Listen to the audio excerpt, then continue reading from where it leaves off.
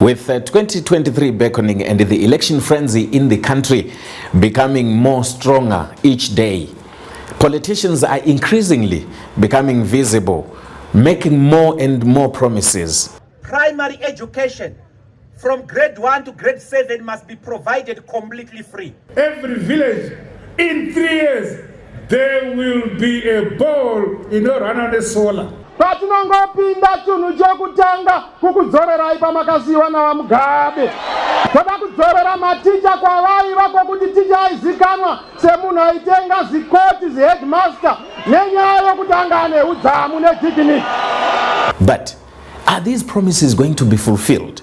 The electorate is pondering on who to vote for in the council, parliamentary, and even presidential election.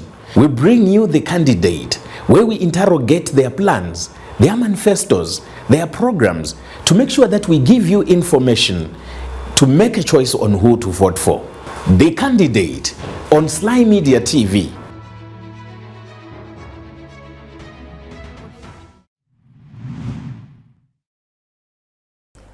Hello and welcome to Sly Media. My name is Robert Tafmani. This is the program that we give you now and then, and especially before and after the elections. This is the program where we invite political party leaders or political activists to come and share with us their political manifestos, so that by the day you have made up your mind whom do you want to vote for. This is a platform where you can also call us and say we have a story to tell the voters, so that they can make an informed decision. If you can't find us here on YouTube channel, remember also to follow us on our Facebook page, Sly Media Productions, and also we live stream to other social media platforms. And whom do we have today in the studio? We have invited the Opposition Movement for Democratic Change, Tsvangirai MDCT President Douglas Togarase Mwonzora, to share with you his views. You may have heard in the past few days that he has pulled out of the race. He may have skipped a lot, or he may have shared a lot. What is it that he has not told you? President Douglas Mwonzora, thank you very much for accepting our invite. Oh, thank you very much, Robert. And I want to take this opportunity to wish the people of Zimbabwe the best in the coming elections, those who are participating in these elections. And I want the people of Zimbabwe to always maintain peace and maintain amity and camaraderie towards one another. After all, we are all Zimbabweans. Yes. President, to many, the electorate, it comes as a shock in the history of the opposition MDCT not to participate in the presidential elections, particularly, where a presidential candidate withdraw. Is this a party position or an individual position? Robert, this is the second time that the MDC in its history has had to pull out a presidential candidate. The first time was during the runoff elections in 2008, when the political system, the security system of this country made it impossible for Morgan Tsvangirai to campaign. His rallies were blocked. People were killed. In fact, we lost about 300 of some of our finest young men, including Tondera Ndira, Beta Chokururama, Godfrey Kauzani, Shepard Jani, and Kenny Nyeve, just to name a few. And the reason why we pulled out in 2008 was that the playing field had been made so uneven against the MDC. The same is applied this year. As you know, the MDC took the delimitation report to court sometime at the beginning of this year, because the delimitation report was extremely unfair and illegal and a means to manipulate the election. The Constitutional Court refused to hear us. Their judgment was that they declined to hear the case. And as we speak, the delimitation challenge has not been finalized by the courts. But the other thing became a very important issue. It was the disqualification of 87 of MDC parliamentary candidates. These 87 were disqualified because ZEC made it impossible for us to pay their nomination fees on the 21st. We wanted to make bulk payment for our members because we knew that most of our members could not afford to pay the nomination fees, the $1,000, and we offered to pay centrally at the ZEC headquarters. They allowed us to do that. They agreed with us that we could pay, so we were able to pay, make cash payments for the 24, some of the 24, and the others we were told that we could pay by swipe. We waited for the swipe machine to come. The swipe machine was never made available. We offered to pay by bank transfer, and ZEC refused to accept bank transfer. Their reason was that bank transfer would not reflect on the same day. Therefore by 12 o'clock p.m. we were unable to pay for the 87, and they were disqualified.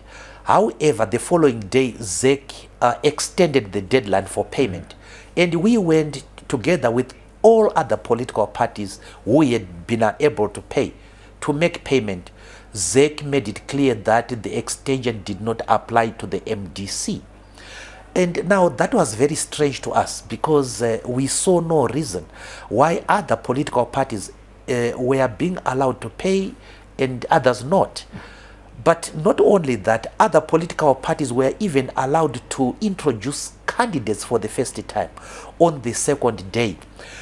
We took our matter to court on the 23rd, and our matter was only decided more than a month later, on the 1st of August, after we filed our application on the 23rd of June. If you look at other litigations, other cases that came after the MDC, they were decided after 1 week, after 10 days. I think the longest one went for 2 weeks. But ours was decided well after a month. And as usual, we were told by the courts that they were declining to hear us. The matter was not decided on the merits and so on. In other cases, actually, the Zimbabwe Election Commission took the side of the candidates. In other words, they took the policy position, policy stance in favor of participation by candidates. They did that in the Triple C case, where we had the 12. And they deposed the affidavits in support of the candidates. That was the correct stance to take by the election management body.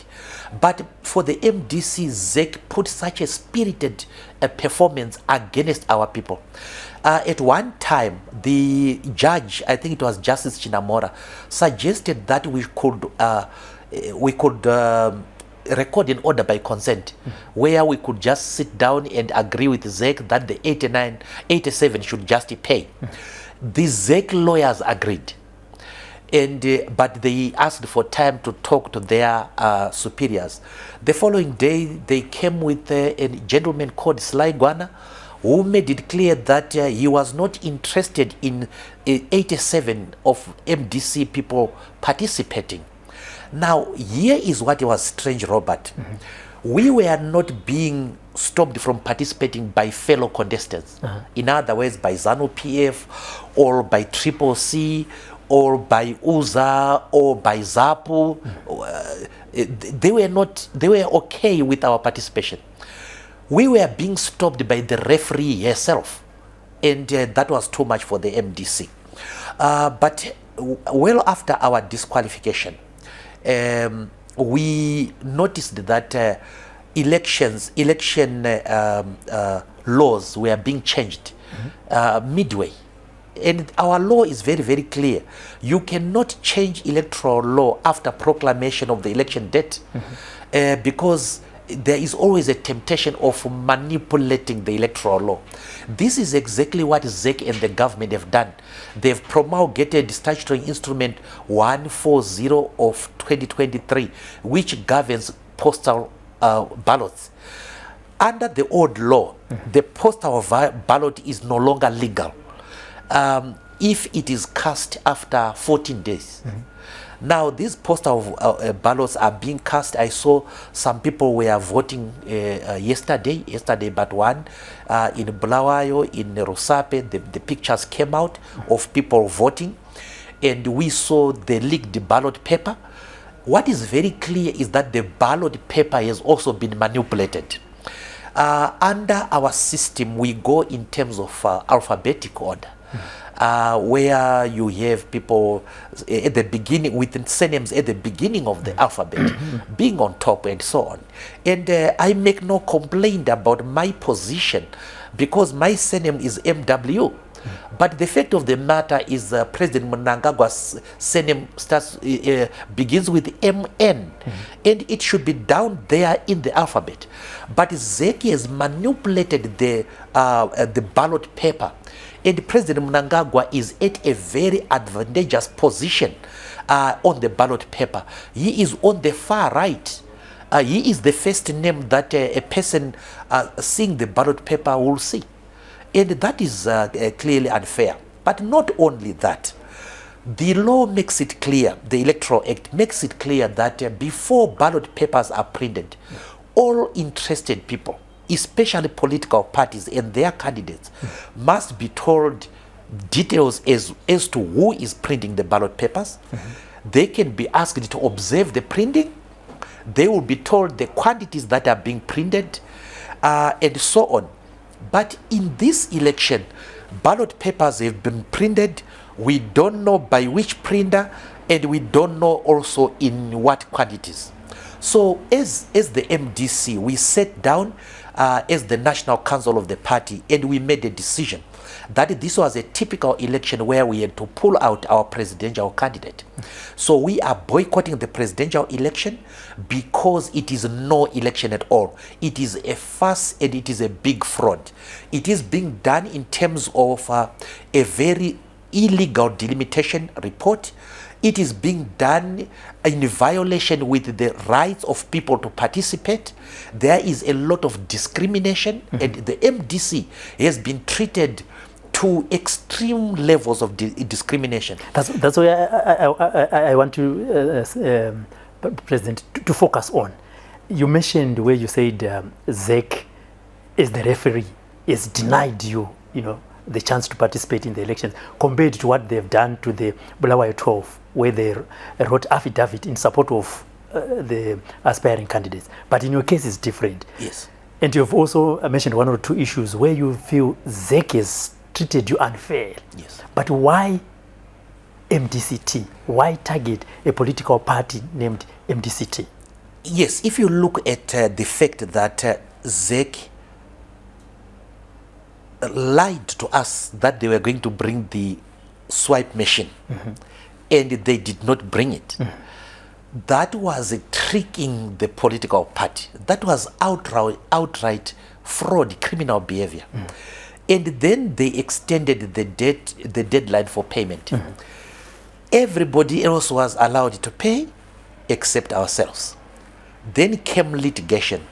They sided with the candidates in all litigation matters except the MDC. And we looked at why that was the case. Yeah. We saw no other difference between ourselves and other political parties. In fact, our cases were actually better than those of other political parties. For example, our case compared to that of the 12, the CCC 12. In our case, our candidates had actually been vetted on the correct day. And what was left was just payment. In the Bulawayo case, the candidates were not there.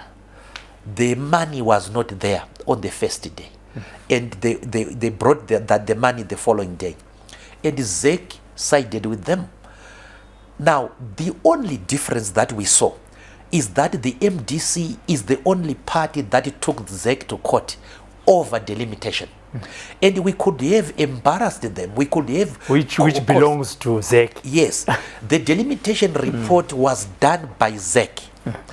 And we pointed out that this delimitation report was extremely illegal. It did not comply with the constitutional requirements, and it was a means of electoral manipulation. ZEC may not have been very unhappy with that. Okay. We took them all the way to the Constitutional Court. And that is the only difference between us and the other political parties. So here is a situation where the MDC is being punished for having taken a principled stance of taking matters to courts of law. We did not stage a demonstration at ZEC headquarters.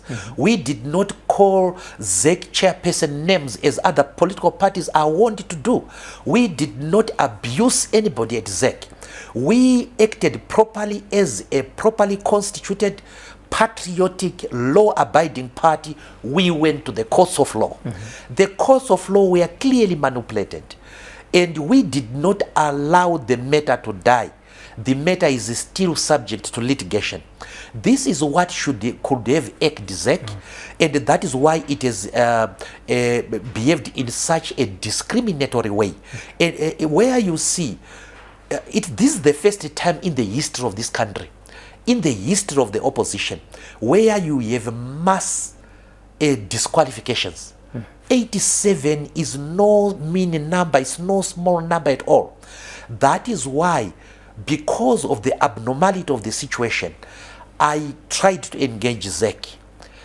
We tried to engage the executive authority of this land. I talked to the Minister of Justice. I talked to the President of the Republic himself, that this was against public policy. Public policy in Zimbabwe is in favor of participation. They agreed with me, but here we are. We have a mass disenfranchisement of 87 people. Not only 87 people. We have 87 constituencies. Okay, so in you which said people they agreed with you. What is it that they agreed with you? They agreed with us that public policy was in favor of the 87 participating. Okay. And that our circumstances were peculiar, and ZEC had to show understanding of our peculiar circumstance and allow our people to participate. They agreed with that. And it was not a favor that I was asking them. I was asking them relying on public policy, on the constitution, on the electoral law itself. You will find, Robert, that in the constitution you have the qualifications to participate. These 87 met all the constitutional qualifications on the first day. The only condition that they did not meet, not because they did not want, was the payment of the fees. That is not in the constitution. That is in the electoral law. But at any rate, ZEC then extended the period. And they did not cover the MDC. They did not extend that to the MDC. There is no other reason. The MDC is being made as an example. It is being taught a lesson that thou shalt never embarrass ZEC, or else they will treat you the way they've treated the MDC. Sorry, downstream. Now the MDC categorically refuses that. We are not begging ZEC for our rights. We are not begging the government of President Mnangagwa for our rights. We deserve them. We put them there in that constitution. I wrote that constitution as well. And those rights that I put in that constitution apply to me as well. And I am not going to be begging for my rights. We are not going to be begging for the rights of the 87 constituencies to choose. We are going to get what is rightfully ours. It may not be now, but it is going to happen. We are going to demand and get what we deserve. But as a politician, President Mwonzora, we have seen that this election, compared to the others, politicians have been more in the courts than in the field campaigning.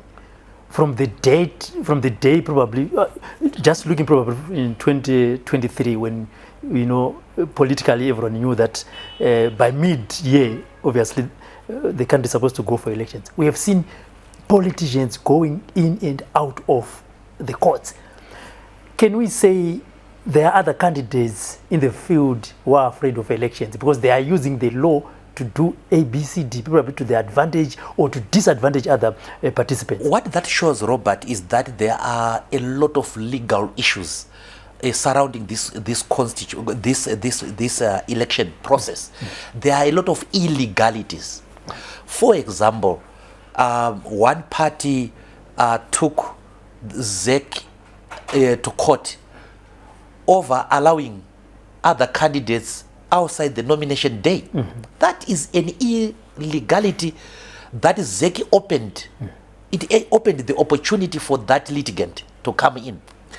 Then you have other candidates who were disqualified after they had actually paid, like Mrs. Valerio.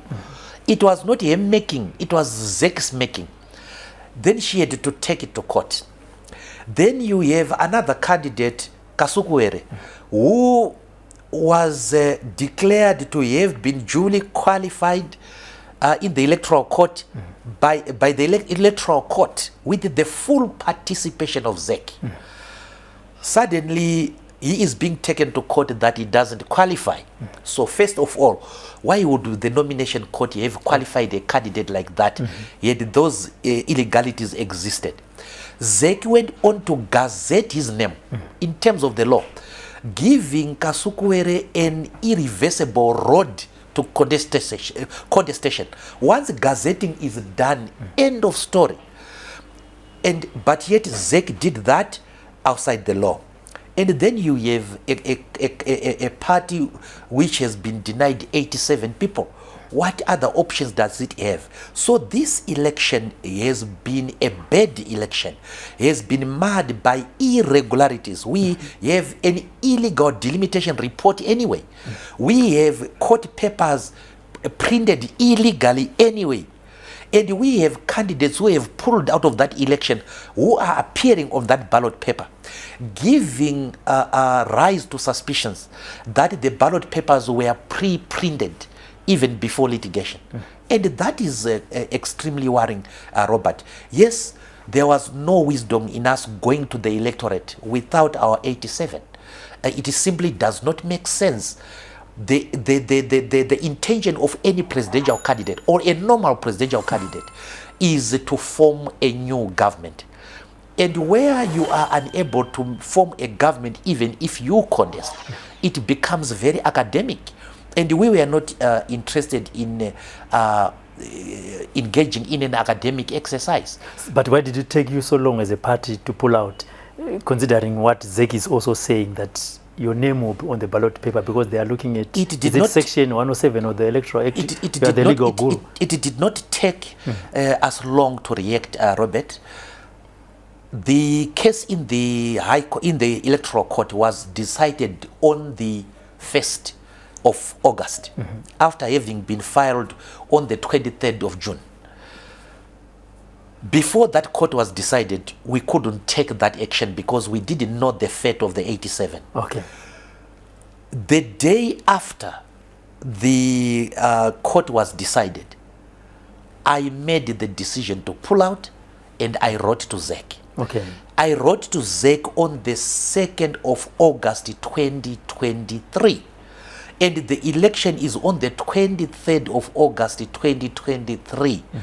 And the law says that you must, by written notification, which is made not less than 21 days, inform ZEC. I wrote my letter on the 2nd of August, a day after the court judgment. And you may be interested in this one, Robert, that on the 1st of August, the MDC launched its manifesto. It was the only party that had launched its manifesto by that time. Immediately after launching our manifesto, an hour later, we received a call from the High Court that our judgment was ready. And we went there at 3 o'clock, the judgment was not ready. 4 o'clock, the judgment was not ready. The judgment was only read to us at 7 p.m. on that day, on the 1st. So why was judgment given exactly after the launch of our manifesto? It shows that some people who are pulling the strings were not happy about our manifesto, may not have been happy about the speeches we gave during the manifesto launch. And they then manipulated the court system to say, throw away their case, call them and advise them. That is why we would then go to court and see that the judgment was not there. But the morning after that, when we saw that the doors had been closed, we then made our decision. Now, they are confusing two things. They are confusing writing a notification to ZEC and making the public pronouncement. We made the public pronouncement on the 8th of August. But the public pronouncement had to be made after the convening of the National Council of the party. In other words, I had to inform my party first before I informed the world. But I had informed the ZEC before. And I told my party, the party said it was all right, and then I had the press conference. Now they are taking the date of the press conference as the date of the notification. No, that was the date of the publication to the world. But do you have it on record that this is the day that you wrote to ZEC before the press conference? Yes, and ZEC acknowledged that date in their letter to us. They actually say, we refer to your letter dated the 2nd of August. Now, why does ZEC want to insist on our name on the ballot paper, despite that we are out of it? It shows that one, they had to contend with the embarrassment that the ballot paper still bore my name and my picture. So they had to have a respectable way out of that. And that is to hold me on to the election that I have pulled out. I am not interested in participating in a farce, in a fraud to the people of Zimbabwe, because the people of Zimbabwe are being treated to a fraud. Something is being done behind the scenes and the people of Zimbabwe are being hoodwinked. Participating in this election means participation in the fraud, in the forgery that is happening. And we don't think that we should do that. So having your candidates also not being on the ballot paper and the presidential candidate from MDCT being on the ballot paper, obviously, as you've said, you've pulled out. What then for your supporters? What is it they're going to do on the 23rd? Well, our supporters have got a choice of participating in an election that doesn't change their lives, or to stay away from it altogether. And through their national council, our supporters have spoken. And they've said we are boycotting the presidential election because it is a farce. We cannot form a government, and obstacles, man-made obstacles, have been put in our way.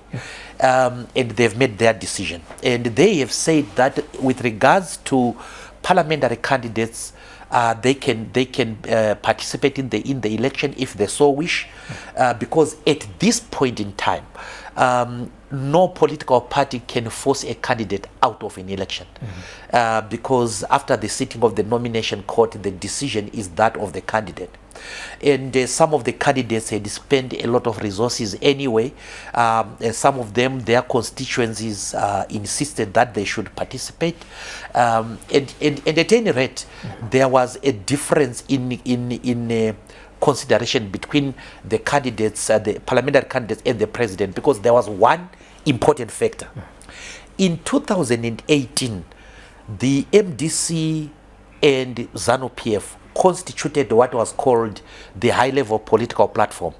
This high-level political platform was a negotiating platform.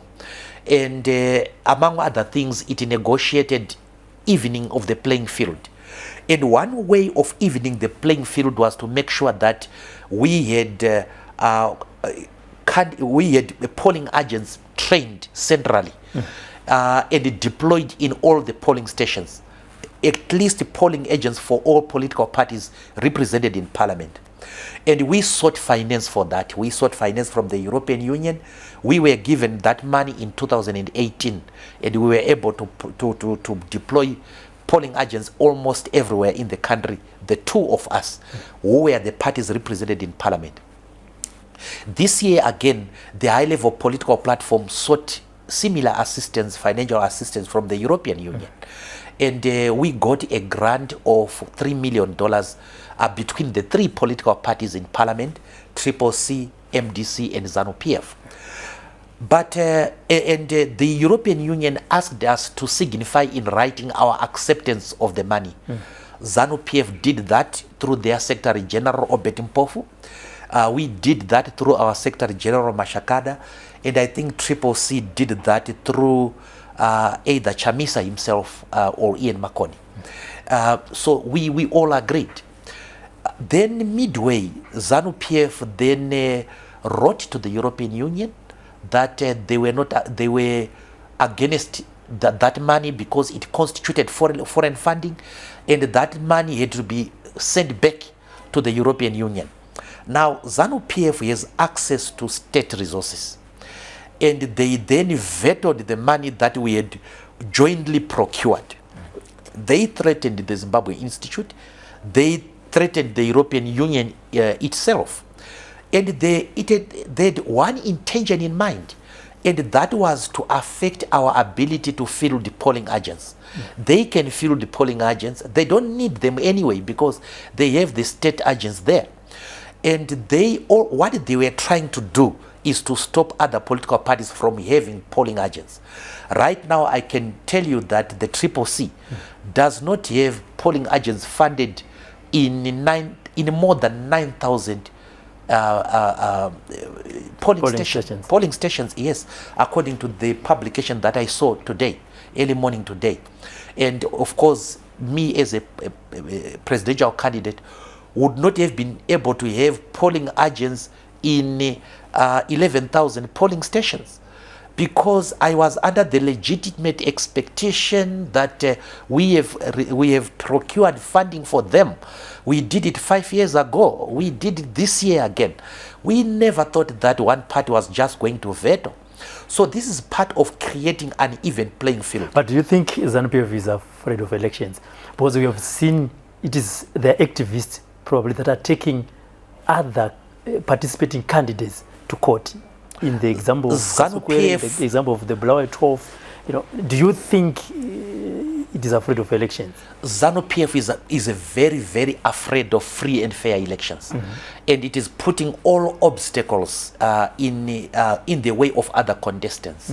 The candidates that you see, the litigants that you see, look at the names of the litigants in the first place. Lavdiro Mangwana, related to the Mangwanas that we know. That's ZANU-PF. His political party is ZANU-PF. He is a ZANU-PF member. Yes, he is a lawyer. He is a private citizen, but he is a ZANU-PF member. And he acted as an alter ego of ZANU-PF. He was an agent of ZANU-PF. It is clear, is as clear as mud. It is clear for all to see. So ZANU-PF is sponsoring agents because it does not want to be seen as a ruling party, taking matters to court. It doesn't want to be seen looking that weak. And it is sponsoring agents to do that.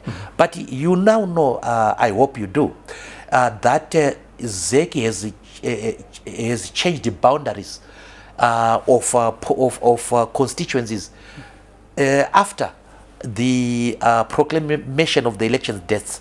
And right now, the polling stations have been increased from 11,000 something to 12,000 something, without consultation of other political parties.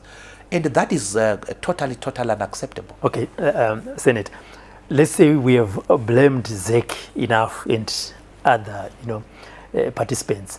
Let's come to your party, MDCT. We are talking about the 87. We are not talking about 210 minus 87 plus.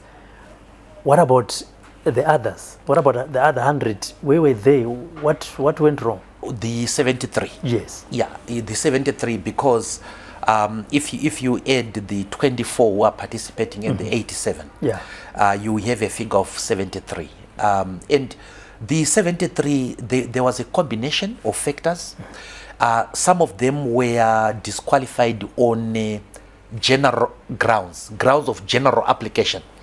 For example, we had some of our candidates who were very experienced being nominated by the wrong people. All of a sudden, because of the delimitation, the people we have been nominating you for years suddenly are now in Nyanga North and not Nyanga South because of delimitation. And we had quite a number of cases like that.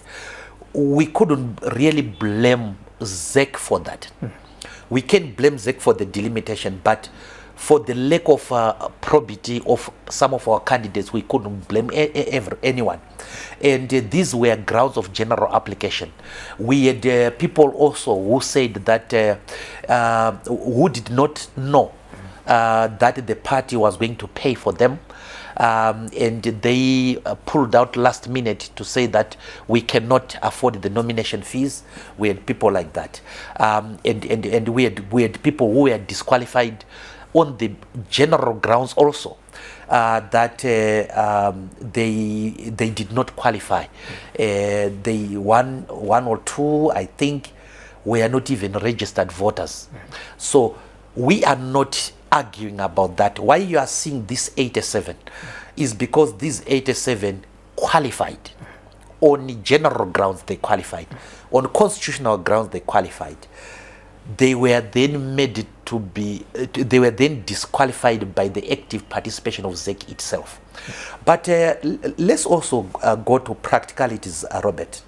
MDC has never had more than 120 MPs. I mean, I'm talking about elected. Yes, first past the post MPs. They've never had MPs more than that. Elected MPs. Elected MPs, directly elected MPs. And our highest figure, I think it was in 2008, where we had 110. And we had in this election 111 candidates. Okay. And it was not a source of worry to us at all. Okay. And the 73, you will not find them. You will find them in areas that we have not done well. Anyway, you will find them in Uzumba. You will find them in Chiredzi South and Mwenezi, areas where Bedbridge East, where the MDC has never really performed well. But as a leader of MDCT, personal, Senate, this is personal on you, and political, since you took over the leadership of the party. Can you tell your party supporters today and say, on this occasion, I did let you down?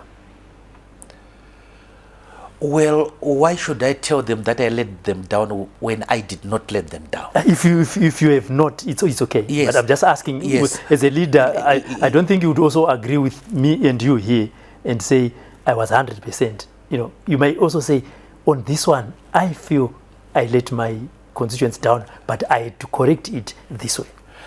I don't think so. I don't think so. First of all, we wanted to bring MDC back to constitutionalism, to the respect of its constitution. And then we held the extraordinary Congress. Now, that insistence on the constitutionalism had its political cost. And the political cost was the cleavage of the MDC, some people going to form CCC. There we had to do a cost-benefit analysis. Do we insist on our values, or do we insist on the pragmatism of just keeping a party together irrespective of values? I went for the values, and of course it was at a political cost, but I am saying that political cost in the fullness of time is worth it. Then we went to the ordinary Congress. Some of the leaders, the top leaders, wanted to be protected. In other words, they wanted to be insulated from competition. The likes of Honorable Komichi, Honorable Mzuri, for example. And they wanted the president to come in and say that there would be no contest against them. I was unable to do that because I believe that if we say it is a Congress and if we say people have the right to elect, then let them elect. And then we then saw the two leaders being voted out. Mzuri was beaten by Paulina Mpariwa, and he was clearly mortified by that. He was very perturbed by that. Maybe because Paulina Mpariwa is a woman, and some people don't want to accept that women have now come of age, if I may use that term. And we do have strong women, and Paulina Mpariwa is a strong woman. She was a trade unionist. She was in the General Council of the ZCTU. She's a founder member of the MDC. During the inclusive government, she was the Minister of Labor, Public Service and Social Welfare. A solid woman. And if one is beaten by her, they shouldn't invoke feudalistic tendencies and say we are leaving the party because the president did not protect us. And to the extent that these people left running away from democracy, maybe one may say I was wrong to insist on democracy. But then I am a lawyer. The MDC has a constitution. The MDC is actually called the Movement for Democratic Change. And I had to be rigid as the president to say this is what the constitution says. This is what the party stands for. And to the supporters, it may cause a lot of discomfort. But this is for the greater good. This party is on the rise. This party is going to the drawing board. This is a party which has set a solid cultural foundation. Our culture is a culture of democracy, a culture where leadership is begotten through a Congress, through elections. People may argue about, well, the quality of your Congress or whatever. That's another issue. But the main issue is that the Congress was held and people voted by secret ballot. We have insisted you vote by secret ballot. We don't do Berekamwana. But according to them, the two that you've mentioned, the people that came and participated in that Congress were your people. The people that, you know, grouped together, came up with fake structures, you know, the people that are supposed to vote, and obviously the outcome was determined. Well, that's according to them. Yes, according to them. And let me help you there. And them as well. Yes. Yeah. What Komich actually said is that I had picked those people who came to Congress. I picked them from the bar. Yeah, yeah. So I went to some bar and said, please come to Congress. In Nyanga. Now, which bar will have more than 2,000 people? Watsomba bar. Watsomba bar, 2,000 people. Not even Baore Matombo in Nyamuka will have that number of people. That's number one. Yeah. But importantly, on a serious note, Robert, Komichi was the chairman of the party. He is the one who called for the National Council that did nominations. He is the one who convened it. He is the one who chaired it. And he was standing there chairing the meeting, and he is the one who called for the nomination. And unfortunately, sadly for him, no one uttered his name. Now, that's not my fault. It is because he did not do his homework. He was certainly satisfied that the Electoral College was the correct one. And he was not nominated. Mzuri was not nominated for president. Mzuri was nominated for second vice president. Then we went to Congress. The person who chaired that Congress was Morgan Komichi himself as the chairman of the party. He declared the Congress duly constituted after accreditation of the people. He is the one who made that declaration. It was not even me. And the election was then done by an independent election management body headed by the ZCTU. Advocate Masingwe was the one who was heading that election. I was elected. Morgan Komichi duly declared me as the duly elected president. Now, he wanted a third vice president to be installed by the MDC. Which is him. Which is him. And I told him that it was out of my hands. It was to be the decision of the National Council. And unfortunately, the National Council didn't agree with him. And they refused to put a third vice president. For that reason, he left the party to join Robert Chapman, DUZ. After the DUZ didn't do well, he went and formed what is called the UMDC. And after the UMDC suffered a stillbirth, he has come back to the MDC to say he is now the acting president of the MDC. Now here is a person running away from democracy. Evam Zuri, the same thing. You have lost a democratic process. A good leader is a good follower. And they cannot prejudice the party because they've lost a democratic process. Maybe they did not work well enough for the members of the MDC. And by the way, if you look at their history, they've never really won internal elections anyway. Komichi and Mzuri fared very badly at the Extraordinary Congress. Komichi had 9 votes. Mzuri had 14 votes. Kupe had 108 votes. And I had 888 votes. That was clearly a no match. It was clearly a landslide. And this is a vote by MDC members, people who knew all of us, and who knew the abilities and inabilities of each one of us. And they judged.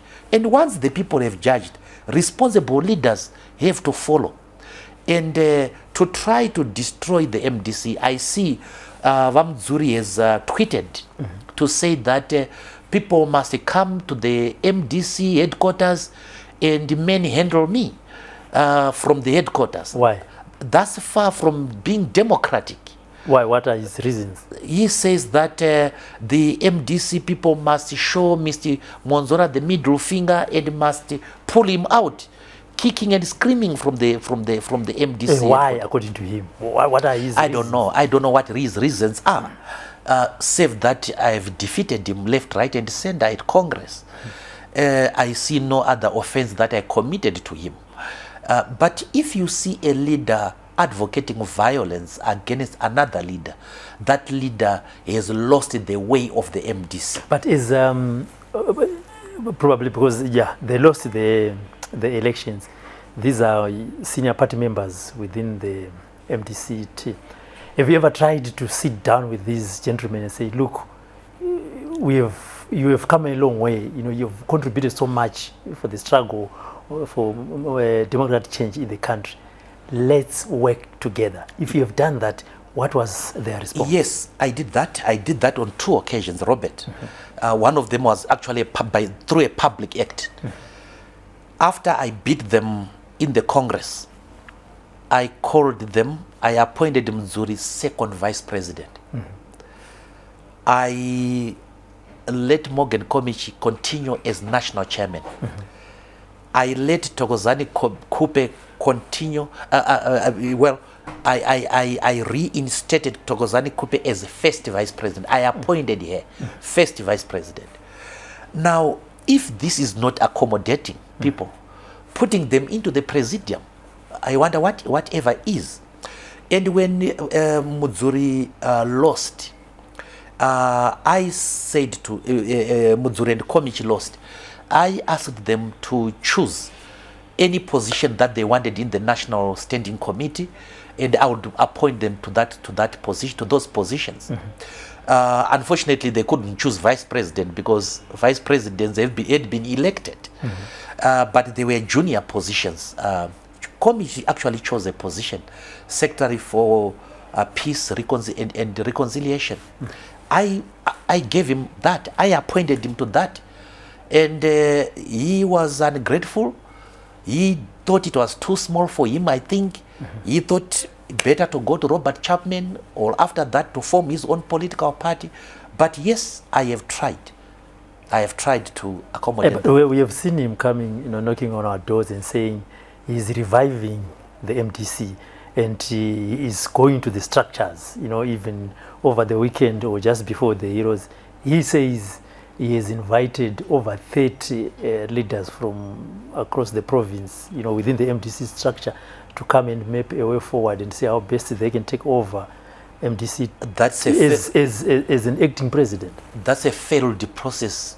It has failed before it has even begun. How do you revive the MDC with 30 people? Such a monolithic party. The MDC National Council has 211 people. The National Executive has 74 people. The Standing Committee has 29 substantive people. And he is telling us that out of all those numbers, he is, and the provincial executive of the MDC is 46 times 3 people, which is 100 and something people, times 12 provinces. The MDC has 12 provinces in Zimbabwe, and there's 3 provinces outside Zimbabwe. So it is 15 provinces. So 108 times 15. We are talking about over probably a 1,000 people. A journey of 1,000 miles begins with one step. So the 30. This is not even a step. This is not even a step, Robert. Again, Morgan Komichi is going towards through this thing in a wrong way. The MDC is an elected president, so there cannot be an active president, an acting president. It is an elected president.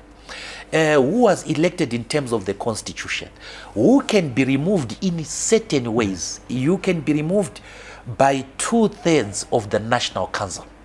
So what he should have done was to mobilize 2/3 of the National Council to get the president voted out.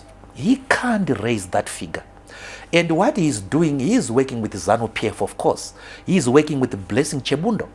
ZANU-PF has started this, has opened this desk in its 5th floor called the Desk of the Returnees, where they are enticing people from the MDC.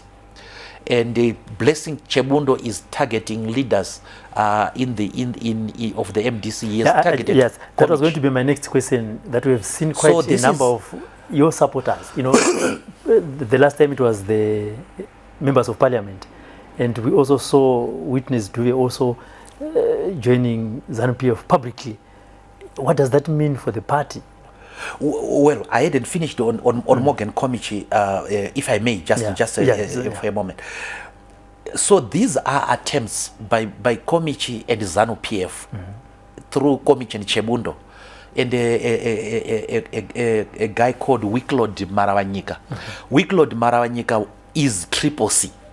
Okay. And could not make it on their candidate selection process, could not get enough numbers. They've ganged up to try to destabilize the MDC.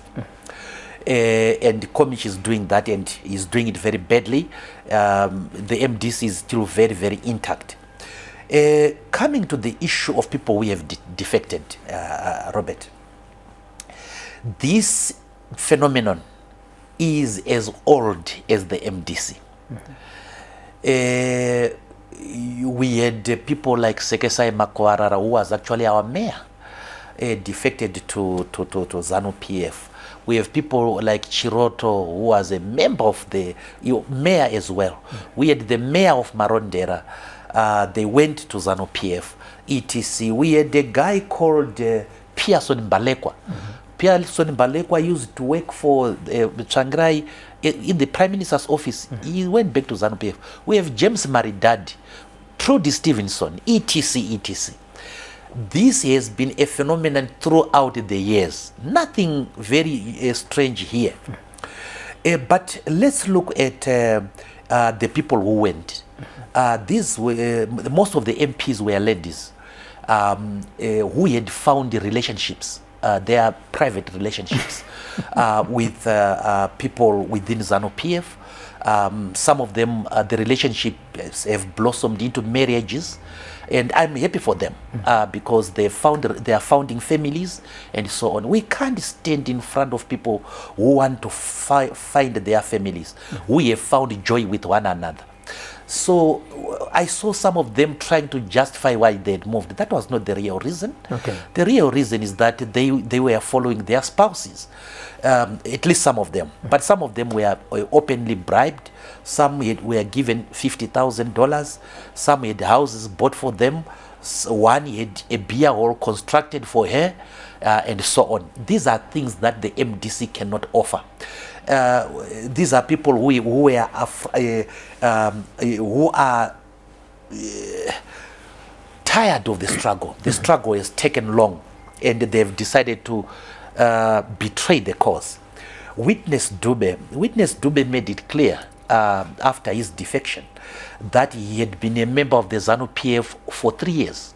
Okay. What that means, therefore, is that when we appointed him, when I appointed him in good faith, I did not know that I was appointing a ZANU-PF person. And that is why the Achilles heel of the MDC was its information department, because it was being headed by a person who was not a member of the party. And he has gone back home to his party, and you can see that he's very happy there. He is very happy because he is tweeting more than he used to tweet when he was in the MDC. When he was in the MDC, he last tweeted on the 5th of March. Remember, he defected sometime in August, in I think end of July. Publicly. Publicly, yes. But we did not know that he was a plant. But we now know that he was a plant. But how could you not know, as a leader, to appoint that person to hold such a critical department, appointing someone from the ruling party? Well, how did you overlook his quality? He was a member of the party from its inception. Okay. And he went with Dr. Kupe. So he did not in our research of him, he did not join another political party. So when the two formations of the MDC reunited, he was from one formation, and there was no indication that he had joined the ZANU-PF. We did not know that. We had no means of knowing that, and he behaved like a genuine member. But Robert, I see people making a lot of noise out of this. This is not the first time that a leader of the MDC has been betrayed. Tsvangirai was betrayed by 2 secretary generals in succession. Welshman Ngombe, Tendai Biti, and even Gibson Sibanda. He was betrayed by those close to him. It's a phenomenon of this political life. But also, I see people not mentioning people who are moving from the triple C to ZANU-PF. Paddington, Japa. No, those ones, we talk to them when we are talking to triple C people. This is MDC. Save that, Robert. Yeah. We are talking as the question was as if this is a phenomenon peculiar to the MDC. No, so the point this one particularly to your party. Yeah. But you see, people like Japa, they were few weeks ago talking highly about Advocate Chamisa. And 2 weeks ago, Japa was talking highly against Nelson Chamisa and highly in favor of Mnangagwa. This type of political mavericks will always exist. We shall be with them for eternity if our political parties are going to last that long. So it's not a new phenomenon at all. We are not perturbed with that. But just going back, Senator, we have seen, in Parliament, where, some bills, people would say the MDC have sided or voted, with ZANU-PF. Come to the elections 2023, you have also engaged Ziambi and ED himself, and in principle they've agreed with you, but come to the field, they have let you down. Do you feel they've betrayed you? They were never faithful to me in the first place, and I was never a member of their party. I'm not their friend. They don't owe me a duty of faithfulness as a person, and therefore I am not bitter against them. But the fact of the matter is that their relationship to me as a Zimbabwean citizen is a relationship between a president of the state and a citizen of the country, a minister of state, a minister of justice, not just a minister, minister of justice, being a minister of the state, holding state power, and a citizen. They owe the citizen the duty of uberime fidei, utmost good faith. If they are approached in their official capacities, they have to be honest. So their duty towards me is a duty by virtue of their office. You cannot have a head of state who will lie, or a minister of justice who would lie. That will be untoward. That will be against their own oath of office. But you should also understand that my approaches to these two offices, and not to any other persons, is because I am also a leader of the opposition, and there are certain channels, official channels that are there. I am allowed on a matter of public policy to engage head of state. So on the issue of disqualification, mass disqualification, it's a matter of public policy. So I did talk to him. On a matter of law and legality, the minister himself, and so on. If they didn't agree with me, if they disagreed with my interpretation, they should have told me in my face. Assuming that one of, which is obvious, is going to win the election that you are not participating, one of the candidates win and invites you into their government, are you going to accept any position that they offer you?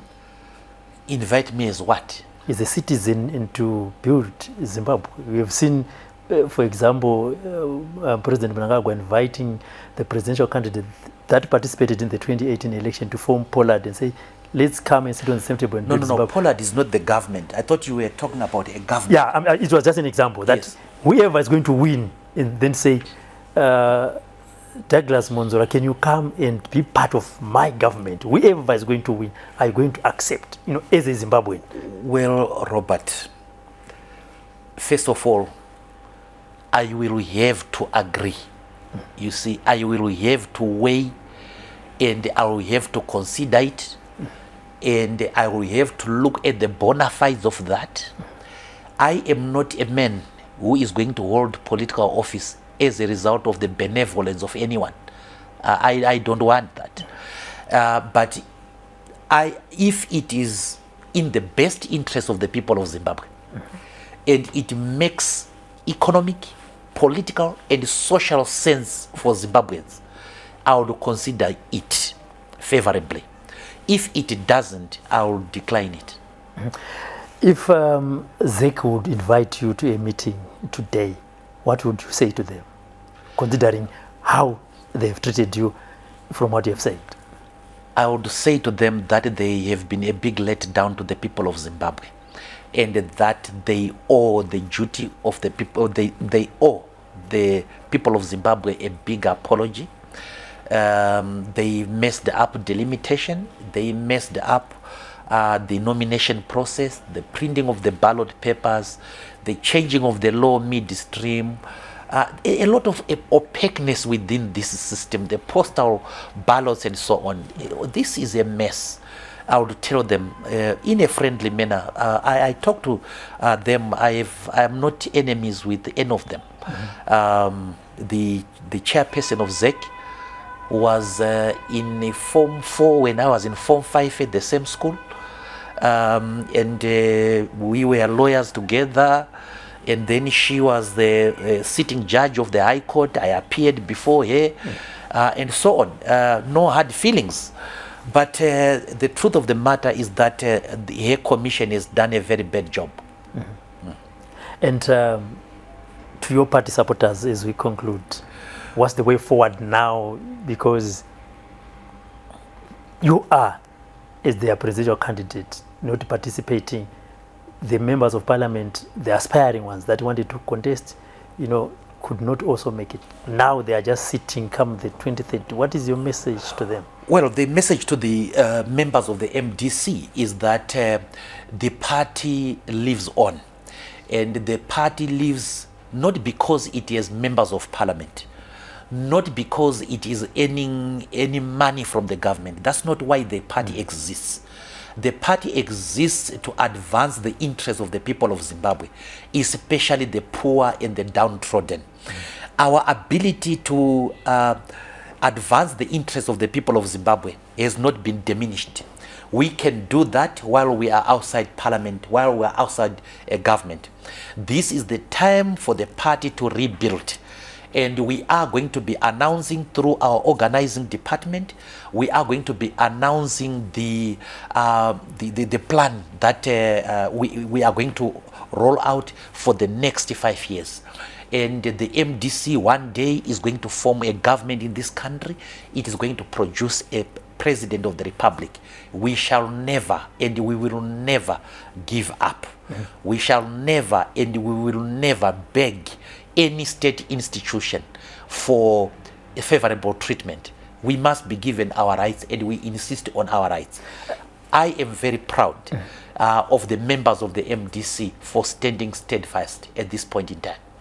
I once asked Morgan Komich, with the current state of affairs within MDC, that if Tsvangirai is going to rise from the dead today and speak to Douglas Mwonzora, what would you say?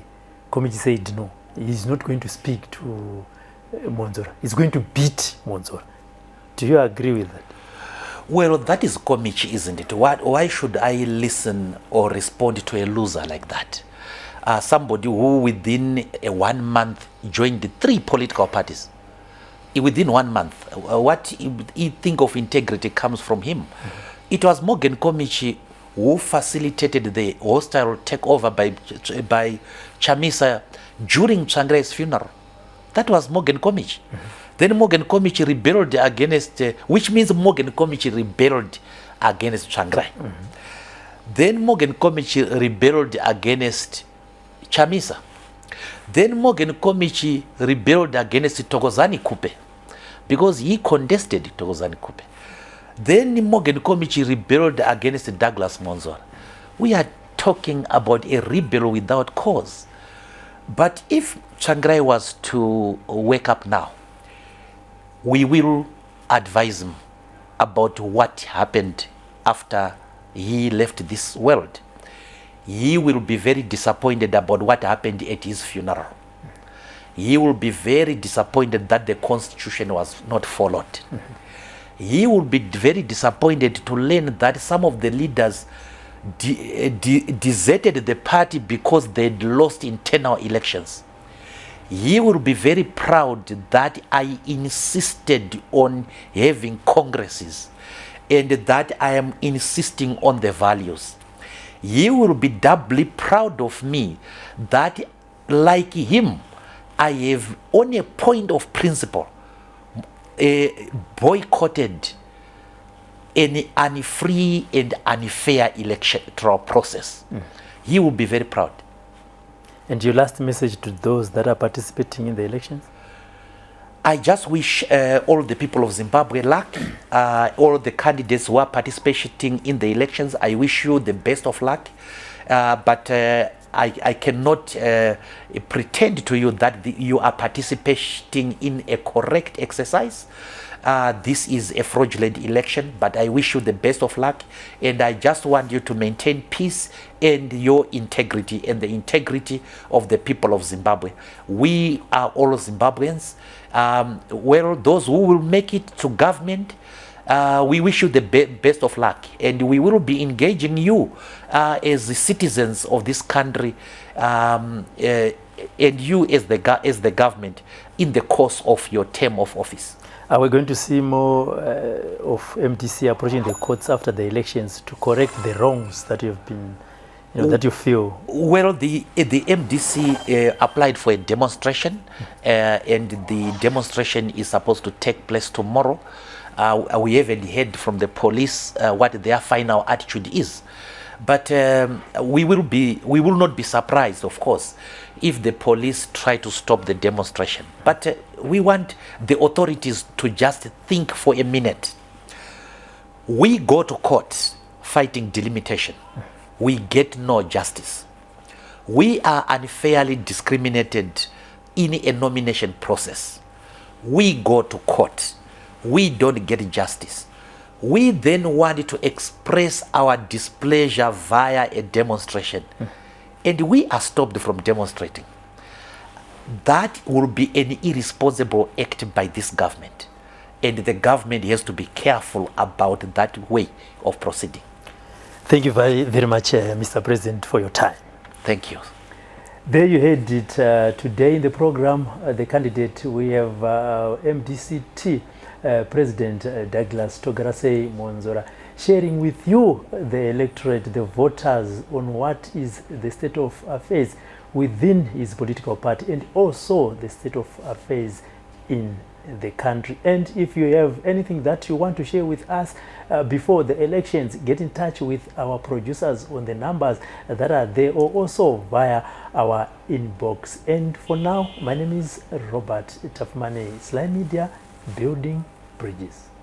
With 2023 beckoning and the election frenzy in the country becoming more stronger each day, politicians are increasingly becoming visible, making more and more promises. Primary education from grade 1 to grade 7 must be provided completely free. Every village, in 3 years, there will be a ball in Orana solar. patinongopinda chinhu chekutanga kukudzorerai pamakasiyiwa navamugabe.